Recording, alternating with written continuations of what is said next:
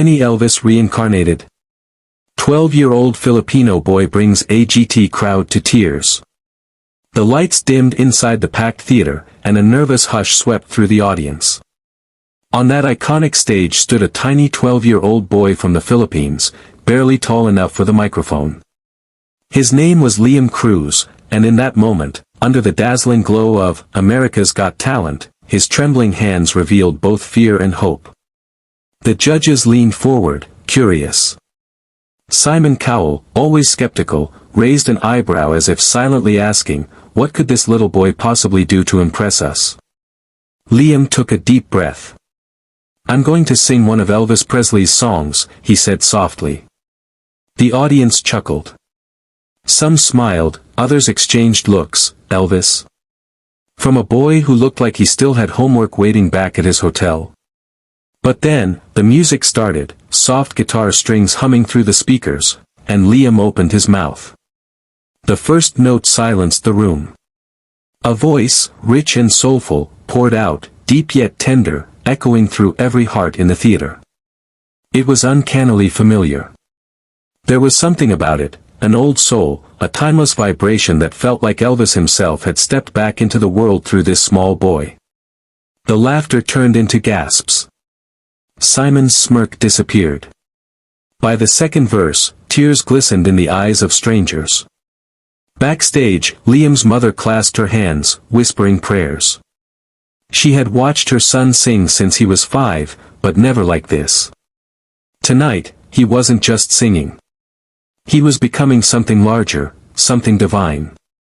The screen behind the judges displayed close-ups of people wiping their eyes, holding their breath. When the final note faded, there was silence, pure, golden silence, followed by a roar of applause so thunderous it shook the stage lights. The crowd rose to its feet, waving, shouting, crying. Simon, known for his tough demeanor, blinked rapidly, struggling to compose himself. And then, with a sudden slam, he hit the golden buzzer. Gold confetti exploded around Liam as he covered his face and cried, overwhelmed by the moment. But this wasn't just about a talented boy or a golden performance. There was a story behind that voice, one that no one had heard yet. Liam had grown up in a small village in the Philippines. His father was a fisherman, and his mother worked long nights at a local bakery. Life was tough. Some days, they barely managed to eat 2 meals. But there was always music. His late grandfather, a huge Elvis Presley fan, used to sing "Can't Help Falling in Love" every night before bed. When his grandfather passed away, Liam stopped singing for months. Then one night, during a power outage, he felt something stir inside him, a memory, a presence. He began humming his grandfather's favorite song, and suddenly, that same deep, soulful tone emerged from his little body. His mother froze, tears running down her cheeks. From that day on, she said, "You carry your Lolo's soul when you sing." Now, standing under the golden rain on that world stage, Liam remembered that moment, the candlelight, his mother's trembling voice, his grandfather's old radio. This wasn't about fame. It was about connection, about love that transcends generations, borders, and even life itself. After the show, in a backstage interview, Simon asked him, "Liam, where does that voice come from?" The boy smiled shyly. "From my Lolo," he said. "He used to sing to make people happy. I just want to do the same."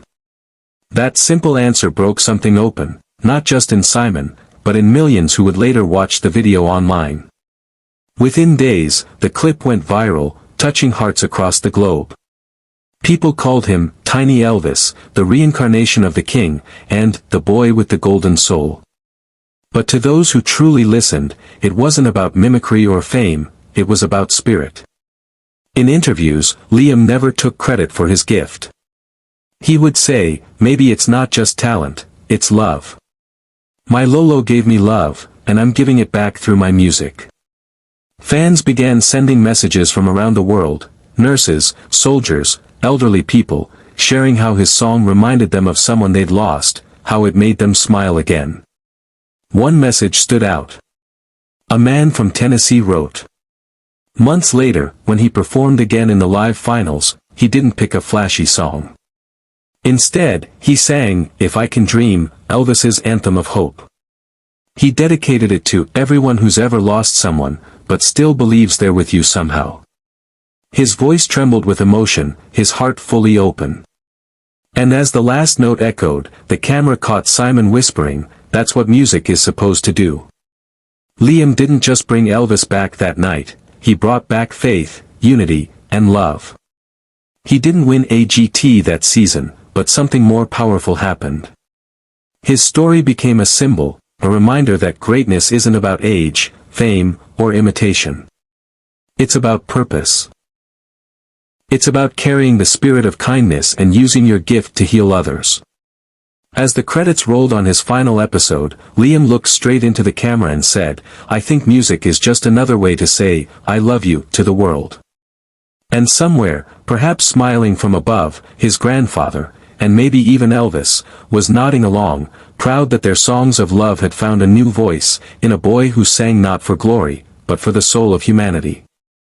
Because sometimes, the smallest voices carry the biggest hearts, and that's what makes the world listen.